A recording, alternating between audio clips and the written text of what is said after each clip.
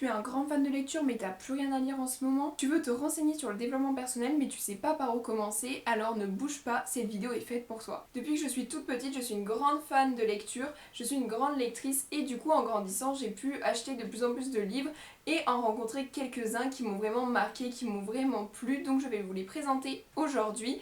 Et j'ai aussi acheté quelques livres de développement personnel, surtout quand j'essayais de commencer à me renseigner un petit peu là-dessus. Et il y en a vraiment qui m'ont changé la vie, qui m'ont beaucoup aidé. Du coup, je voulais vous les présenter aujourd'hui. J'espère que ça va vous plaire. Donc vous l'aurez compris, dans cette vidéo, je vais vous présenter différents types de livres. Donc que ce soit des romans, des BD, des livres de développement personnel. J'ai essayé de faire une petite sélection des livres qui m'ont vraiment plu, qui m'ont vraiment marqué ou qui m'ont aidé à avancer dans la vie. Le premier livre que je voulais vous présenter et qui m'a vraiment absolument beaucoup trop plu, c'est Phobos. Je sais pas si vous en avez déjà entendu parler, mais vraiment ce livre je l'ai lu pendant le confinement, donc ça remonte un petit peu, mais il est incroyable. Donc il y a 5 tomes je crois en tout, mais bien sûr vous n'êtes pas obligé d'acheter les 5. Et en vrai c'est une histoire trop cool, donc c'est un roman un peu fantasy. Je vais vous lire le résumé. 6 filles, 6 garçons, 6 minutes pour se rencontrer, l'éternité pour s'aimer. Ils sont les 12 astronautes du programme Genesis, l'émission de speed dating la plus folle de l'histoire, destinée à créer la première colonie humaine sur Mars. Léonore est l'une d'entre eux. Elle a signé pour la gloire, elle a signé pour l'amour, elle a signé pour un aller sans retour. Même si le rêve vire au cauchemar, il est trop tard pour regretter. Franchement, j'ai trop aimé ce livre. En fait, ce que j'aime trop dans ce livre, c'est que déjà, il y a plusieurs points de vue. Il y a le point de vue du personnage principal, donc Léonore, et il y a le point de vue de d'autres personnes qui, eux, sont restées sur Terre. Enfin, vous le découvrirez si vous avez envie de le lire. Donc le premier tome est quand même assez long, il fait 560 pages. Donc c'est assez long et franchement il se lit super facilement et je trouvais ça bien parce que ça a changé un petit peu d'habitude. Donc comme vous l'aurez compris, c'est des gens qui vont sur Mars mais leur expédition ne va pas vraiment se passer comme prévu. Et du coup je trouve ça trop cool parce qu'en plus on suit le personnage principal mais il y a aussi d'autres personnages à côté qu'on peut découvrir. Et vraiment j'ai adoré ce livre, donc je vous le recommande. En plus vous voyez en format de poche il est pratique à emmener partout et vraiment il est trop bien. Donc Phobos de Victor Dixon, vraiment lisez-le, il est trop cool. Ensuite, un autre livre, donc cette fois-ci un petit peu plus du côté développement personnel, c'est Le pouvoir du moment présent par Eckhart Tolle. Je sais pas si je le prononce comme il faut, mais si vous avez déjà regardé mes vidéos, j'avais déjà dû vous le présenter dans une de mes vidéos, je me souviens plus exactement laquelle, mais du coup c'est un livre donc sur le moment présent, sur comment rester dans le moment présent. Donc je vais vous lire le résumé. Le pouvoir du moment présent, guide d'éveil spirituel. Le pouvoir du moment présent est probablement l'un des livres les plus importants de notre époque. Son enseignement simple et néanmoins profond a aidé des millions de gens à travers le monde à trouver la paix intérieure et à se sentir plus épanouis dans leur vie. Au cœur de cet enseignement se trouve la transformation de la conscience. En vivant dans l'instant présent, nous transcendons notre ego et accédons à un état de grâce, de légèreté et de bien-être. Ce livre a le pouvoir de métamorphoser votre vie par une expérience unique. Donc en fait ce que j'aime bien dans ce livre, c'est que y a des petits passages où en fait vous voyez il y a ces petits symboles et en fait à partir du moment où vous croisez ce petit symbole, vous êtes censé vous arrêter un petit peu dans votre lecture et réfléchir à ce que l'auteur vient de dire ou même mettre en place les exercices que l'auteur a présentés. Et du coup moi je trouve ça vraiment cool parce que c'est pas juste un livre qu'on lit bêtement comme ça nous permet de réfléchir, de vraiment mettre en place les actions, les activités qu'il présente dans son livre. Et personnellement ce livre m'a vraiment beaucoup aidé à rester ancré dans le moment présent et du coup à plus gérer facilement mes angoisses ou mon stress, etc. Donc c'est vraiment un livre que je vous recommande, d'autant plus si vous êtes un peu stressé dans votre vie au quotidien. C'est vraiment un livre qui est top et j'ai lu il y a un petit moment mais il a vraiment changé ma façon de voir la vie, de voir les choses et du coup je le trouve vraiment génial. Et il fait, alors je vais vous dire, il est pas très long, il fait environ 300 pages et c'est écrit, vous voyez à peu près comme ça, comme style d'écriture, mais vraiment je l'ai trouvé facile à lire et comme je vous le disais, en fait comme il y a des petites pauses de temps en temps dans le livre, bah vraiment c'est pas mal, vraiment je l'ai trouvé trop cool, donc je vous recommande vraiment. Le prochain livre que je vais vous présenter, c'est La Tresse de Laetitia Colombani. En fait c'est un livre que j'avais étudié pour mon bac de français, donc en première, et vous l'avez peut-être déjà vu passer parce que ils l'ont adapté en film et il est maintenant sur Netflix, mais je vous conseille vraiment le livre même si le film est pas mal parce qu'il retrace vraiment trait pour trait l'histoire, il est très fidèle au livre, mais le livre je le trouve vraiment cool. Donc je vais vous lire le résumé. Inde, Smita est une intouchable. Elle rêve de voir sa fille échapper à sa condition misérable et entrer à l'école. Sicile, Juela, je ne sais pas comment on prononce ça, travaille dans l'atelier de son père. Lorsqu'il est victime d'un accident, elle découvre que l'entreprise familiale est ruinée. Canada, Sarah, avocate réputée, va être promue à la tête de son cabinet quand elle apprend qu'elle est gravement malade. liées sans le savoir parce qu'elles ont de plus intime et de plus singulier. Smita, Giulia, je ne sais pas, je suis désolée, et Sarah refusent le sort qui leur est réservé et décident de se battre. Vibrantes d'humanité, leur histoire tisse une tresse d'espoir et de solidarité. 3 femmes, 3 vies, 3 continents, une même soif de liberté. Donc ce livre est vraiment génial. En fait, ce qui est cool, c'est que du coup, on suit l'histoire de 3 femmes du coup qui ne se connaissent pas. Et en fait, on va les suivre exactement tout le temps dans le même ordre, donc comme pour tisser une tresse. Et en fait, ce que j'aime bien dans ce livre, c'est que à la fin, donc on découvre qu'en fait, elles sont liées. Donc je vais pas vous dire pourquoi si vous voulez lire le livre, mais je l'ai trouvé très touchant, vraiment plein d'espoir. Un livre un peu féministe aussi. Vraiment, je l'ai trouvé trop cool. Il est super facile à lire. Vous voyez, il est pas très long. Il doit faire voilà 230 pages. Donc vraiment il est pas long, l'histoire est hyper touchante, c'est vraiment un livre qui m'a beaucoup plu, vous voyez je l'ai lu en première et je m'en souviens encore très très bien parce qu'il était vraiment trop cool, c'était un plaisir d'étudier ce livre en tout cas en français et je vous le conseille vivement parce que voilà l'histoire est très touchante, les personnages sont très attachants, il est facile à lire et c'est vraiment une histoire comment dire, qui peut tous nous arriver, ça peut tous nous toucher et vraiment il est trop cool et ça m'a vraiment fait du bien de le lire, du coup de temps en temps je le relis parce qu'il est vraiment trop bien. Ensuite, le prochain livre, donc c'est à nouveau un livre de développement personnel qui s'appelle La méthode simple pour se libérer de ses peurs et de ses inquiétudes par Alain Carr. Alain Carr, je suis désolée, je ne sais pas comment on prononce ça. Du coup, c'est un livre, du coup, vous l'aurez compris, pour les gens voilà, comme moi qui sont un peu stressés, qui ont un peu des inquiétudes, pour apprendre à se libérer un petit peu de tout ça, à gérer justement ce stress-là.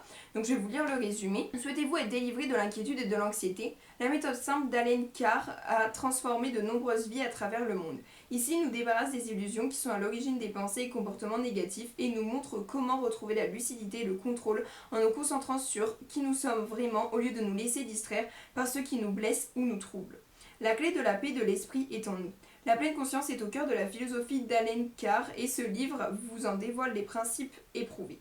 Grâce à des termes simples et accessibles qui s'appliquent à la vie de tous les jours, il vous permet d'accéder à un résultat tangible, le bonheur. Donc c'est un livre que je trouve vraiment cool, qui pareil est très simple à lire, vous voyez il y a environ 300 pages, 230 pages.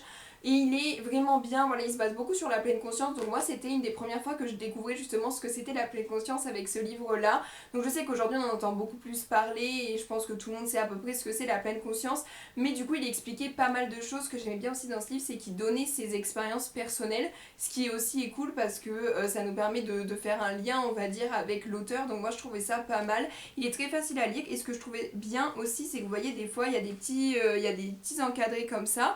Donc en faisant pour faire des exercices. Ensuite à la fin de chaque chapitre il y a un petit résumé des points importants de ce qui s'est dit dans ce chapitre. Donc vraiment je trouve ça trop cool et vous voyez pareil au début des chapitres il explique un petit peu ce qui va se passer, les points importants. Et du coup je trouve ça vraiment bien. Par exemple je sais que dans ce livre il expliquait par exemple de manger un fruit en pleine conscience ou d'essayer par exemple, en fait il expliquait que c'était un ancien, donc sans trop vous spoiler hein, sinon ça n'a plus qu'un intérêt, mais il expliquait que c'était un ancien addict à la cigarette et qu'en fait il avait arrêté du jour au lendemain parce qu'il avait essayé de fumer en pleine conscience et que ça l'avait réellement dégoûté et du coup il nous conseillait de faire ça, pareil avec l'alcool, ce genre de choses.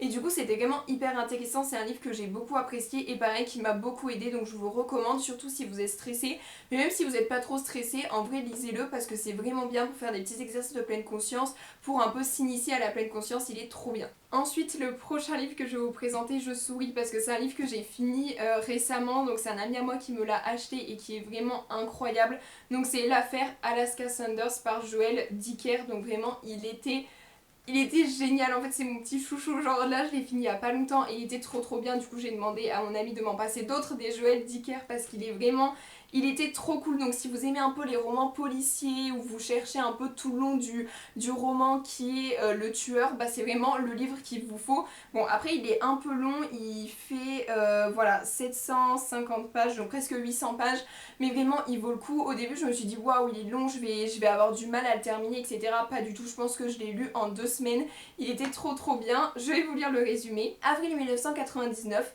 Mont-Plaisante, une paisible bourgade du New Hampshire est bouleversée par un meurtre. Le corps d'une jeune femme, Alaska Sanders, est retrouvé au bord d'un lac. L'enquête est rapidement bouclée, la police obtenant les aveux du coupable et de son complice.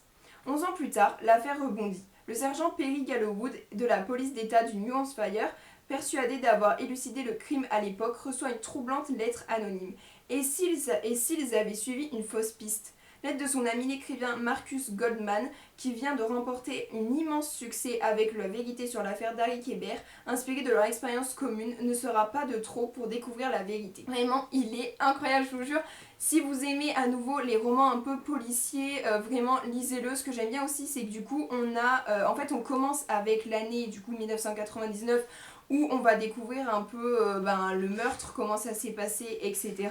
J'essaye de vous trouver la page. Voilà, donc vous voyez, c'est des petits trucs comme ça. Et à des moments, on revient dans le présent. Donc à l'époque où se passe le livre, je crois que c'est en 2013, 2010, vous voyez, juste ici. Et en fait, ça, j'aime bien aussi le fait qu'il y ait un peu des flashbacks dans le livre. Je trouve ça vraiment trop cool. Et en fait, tout au long de l'histoire, on va nous présenter plusieurs personnages, plusieurs potentiels suspects. Et à la fin, on va enfin découvrir qui a tué Alaska Sanders. Et vraiment, c'est trop cool parce que ce que j'aime bien avec ce genre de livre, c'est que du coup on nous donne plein de petits indices et on essaye de découvrir en même temps qui a pu tuer Alaska Sanders. Vraiment, il est trop cool. Puis ce que j'aime bien aussi, c'est que les personnages sont très développés. On a vraiment une bonne découverte des personnages, et en même temps que du coup l'intrigue principale qui a tué Alaska Sanders. Il y a plein d'autres petites intrigues, il y a plein d'autres petites histoires qui sont vraiment trop cool. Donc vraiment, je vous recommande ce livre à 100%. Il est vraiment génial et je pense que pour cet été, à lire un peu sur la plage, ça peut être vraiment top. Le prochain livre que je vais vous présenter, c'est à nouveau un livre de développement personnel, qui s'appelle L'âme délivrée de Michael A. Singer. Vraiment, il est top. Genre, je pense que c'est mon livre de développement personnel préféré, ou du moins un de mes livres de développement personnel préférés. Donc vous en avez peut-être déjà entendu parler parce qu'il est assez connu comme Le pouvoir du moment présent. Vous l'avez sûrement peut-être déjà vu en librairie. Mais vraiment, il est trop bien. Pareil, il est pas très long, il me semble. Il fait à peu près 300 pages, donc il est facile à lire. Et pareil, c'est un peu tout ce qui va être la pleine conscience, comment essayer de vivre dans le moment présent. Je l'avais vraiment trouvé trop cool. Il faisait plein de comparaisons aussi avec un peu les moines bouddhistes qui sont un peu à l'origine de tout ça. Mais je vais vous lire le résumé. Que pouvons nous faire chaque jour pour trouver la paix et la liberté intérieure ? Que nous explorions pour la première fois notre espace le plus personnel, ou que nous ayons choisi de consacrer notre vie à ce voyage intime, ce livre nous permet de nous connecter avec la source et les mouvements de notre énergie intérieure. Il nous entraîne avec clarté et simplicité dans le processus du yoga de l'intellect. Best-seller mondialement reconnu, à la croisée des spiritualités orientales et occidentales, l'âme délivrée a transformé pour des millions de personnes leur relation au monde en les mettant sur la voie de la conscience spirituelle. Ce que j'aime bien avec ce livre, c'est que l'auteur nous parle vraiment à nous, parce que tout le long il dit vous comprenez, vous verrez, vous sentirez. C'est vraiment ça que j'aime bien aussi, c'est que du coup c'est un peu particulier. Après je sais que ça plaît pas à tout le monde, mais moi j'avais vraiment beaucoup aimé. Et ce que j'aimais bien aussi, c'était qu'il prenait des exemples qui étaient vraiment très réels, que tout le monde pouvait vivre dans la vie au quotidien, et que tout le monde sait comment ça fait. Par exemple, il parle de la petite voix qu'on a à l'intérieur de nous, etc. Et vraiment c'est des choses qu'on a tous déjà expérimentées au moins une fois, donc c'est des choses très parlantes, je trouve, là-dedans. Et il propose de faire des petits exercices aussi, donc je trouve ça assez cool. Et vraiment, je l'avais trouvé vraiment bien ce livre, donc je vous le recommande vivement. Pareil, pour tout ce qui est pleine conscience, essayer de se rendre compte des choses et comment faire pour être un peu plus dans le moment présent. Il est vraiment cool, et je sais que moi, une fois que j'avais fini de lire ce livre, ma vision sur la vie, sur mes façons de faire, etc., elle avait vraiment changé. Donc vraiment, n'hésitez pas à l'acheter. Ensuite, un autre livre dont je voulais vous parler, et je voulais vous en parler parce qu'il est un petit peu particulier. En fait, c'est un livre en anglais. Donc c'est Where Are the Children par Mary Higgins Clark. Donc je sais pas si vous connaissez. En fait, c'est un livre que j'ai acheté du coup en France à la librairie laïque, et du coup c'est un livre en anglais. Mais en fait, ce que je trouvais bien avec ce livre là, c'est que vous voyez dans la marge, en fait, quand vous lisez, il y a des petits mots qui sont surlignés, et dans la marge vous avez la définition du mot. Donc je trouvais ça bien parce que des fois il y a des mots qu'on comprend pas quand on lit en anglais. On n'a pas forcément envie de se trimballer un petit dictionnaire à côté de nous, ou toutes les 30 secondes aller chercher sur Google Traduction qu'est-ce que veut dire tel mot, etc. Donc je trouvais ça vraiment cool. Et du coup, pour ce qui est de l'histoire, je vais essayer de vous faire un résumé. Je vais pas vraiment lire, mais en gros c'est l'histoire de Nancy qui a un passé traumatique, et du coup elle a changé de nom, changé de cheveux. Elle s'est installée dans une autre ville avec un nouveau mari et deux nouveaux enfants. Mais un matin, Michael et Missy, donc ses enfants, ils ont disparu, et le cauchemar de 7 années en arrière recommence. Combien de temps Nancy est là pour les sauver. Je suis désolée, la traduction est pas top top, j'essayais quand même de vous l'afficher en français quelque part dans l'écran pour que vous compreniez un peu mieux. Mais du coup, comme vous l'aurez compris, c'est en fait un livre d'intrigue du coup. Donc en fait c'est l'histoire de Nancy qui a 2 enfants, ils se font kidnapper et where are the children? Où sont les enfants? Le but du coup du livre c'est de retrouver les enfants et en fait ce que j'aime bien c'est que du coup, pareil je crois, il me semble, ça fait un petit moment que j'ai lu, mais qu'on a les 2 visions au bout d'un moment dans le livre. Donc on a la vision de Nancy et je crois bien qu'au bout d'un moment on a la vision des enfants. Mais ce que je trouvais ça cool voilà dans ce livre c'est que c'est vraiment très le suspense jusqu'au bout. On sait pas vraiment du coup qui a enlevé les enfants, on se doute quand même un petit peu, mais au bout d'un moment même si on sait qui a enlevé les enfants, où est-ce qu'ils sont, est-ce que les parents vont réussir à retrouver les enfants, comment ça va se passer. Vraiment ce livre il est génial et moi j'adore les livres comme ça parce que je trouve que ça nous pousse toujours à lire plus, à lire plus, à lire plus et à la fin on est toujours un peu choqué. Donc vraiment je trouve ça trop cool les livres comme ça, les livres un peu policiers, c'est comme l'affaire Alaska Sanders. Vraiment pour moi il est trop bien ce livre parce que c'est un livre un peu d'énigmes qui nous pousse un peu à lire, on a vraiment envie de le continuer à chaque instant pour savoir où sont les enfants ou qui a tué Alaska Sanders. Donc vraiment c'est trop bien et en fait du coup ce que je trouve cool avec ce livre c'est que il est en anglais mais il est quand même traduit donc bien évidemment tout le livre est pas traduit mais sur certains mots le livre est traduit. Et derrière vous avez en fait le niveau, donc là vous voyez c'est marqué niveau faux débutant, donc c'est pas mal aussi comme ça, vous pouvez un petit peu vous situer quand vous achetez ce genre de livre si vraiment vous comprenez rien à l'anglais, peut-être pas commencer avec ce livre là, si vous êtes plutôt à l'aise peut-être commencer avec ce livre là. Et je sais qu'il y en avait du coup à la librairie Laïque, je sais pas s'il y en a à la FNAC, après vous pouvez sûrement en commander pareil sur internet. Mais du coup je trouve ça vraiment cool de pouvoir un petit peu lire en anglais parce que ça nous entraîne et en plus l'histoire était vraiment bien. Et finalement le dernier livre que je voulais vous proposer c'était une BD. Donc je sais que les BD, il n'y a pas beaucoup de gens qui en lisent et en plus souvent on se dit que c'est un peu pour les enfants. Ou même les BD, je sais que moi par exemple c'est pas trop mon style de lecture parce que déjà je comprends pas toujours ce qui est marqué dans les bulles et en plus les dessins, les bulles des fois ça me perd un peu, mais vraiment cette BD est incroyable, elle est trop cool. Donc ça s'appelle Le Grand Incident de Zelba, donc vraiment c'est topi top. Vous voyez elle est assez grande donc je vais vous lire le résumé qui est très court. Un jour elles en ont eu marre, ras-le-bol des regards lubriques et des gestes déplacés. Alors, il s'est passé quelque chose d'inexplicable, quelque chose qui va imposer une fermeture du musée du Louvre, inédite depuis la Seconde Guerre mondiale. Le Grand Incident est une fable fantastico-comique et berluesque qui porte un regard critique sur la sexualisation de la nudité féminine dans la société actuelle comme dans l'histoire de l'art. Donc vous l'avez compris, j'adore ce livre parce qu'en plus c'est un livre féministe et du coup il est cette BD est pas non plus hyper longue, je crois qu'elle fait 100 pages, quelque chose comme ça, j'essaye de vous le retrouver, je vais y arriver. Mais du coup ce que j'aimais bien dans cette BD c'est que du coup elle est vraiment drôle, elle est cool à lire, elle est pareil c'est une BD donc c'est quand même assez rapide à lire. Vous voyez elle fait 113 pages. Donc elle est assez rapide à lire, pareil les dessins je les trouvais assez cool en fait, je les trouve assez beaux parce que vous voyez même au niveau des couleurs, des détails je les trouvais vraiment bien. Et ce que j'aime bien aussi c'est que du coup il y a les personnages donc voilà qui parlent, mais il y a aussi les tableaux qui parlent parce que du coup vous l'aurez compris tout se passe dans le Louvre. Et il est vraiment cool, enfin c'est pas un livre du coup c'est une BD.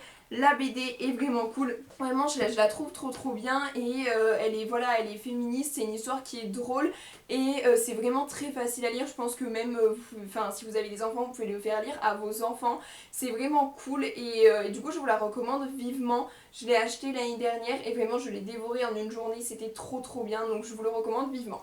Donc voilà tout le monde, c'est tout pour la vidéo, j'espère vraiment qu'elle vous a plu, j'espère que ça vous aura inspiré, j'espère que ça vous aura donné envie de lire certains des livres. N'hésitez pas d'ailleurs à me dire dans les commentaires si vous lisez certains des livres, ce que vous en avez pensé, même si vous ne les avez pas aimés, je serai vraiment contente d'avoir votre avis. N'hésitez pas aussi peut-être à venir m'en parler sur Insta, mon Insta s'affichera quelque part dans l'écran. Bref, j'espère vraiment que ça vous a plu et nous on se revoit bientôt pour une prochaine vidéo. Bisous!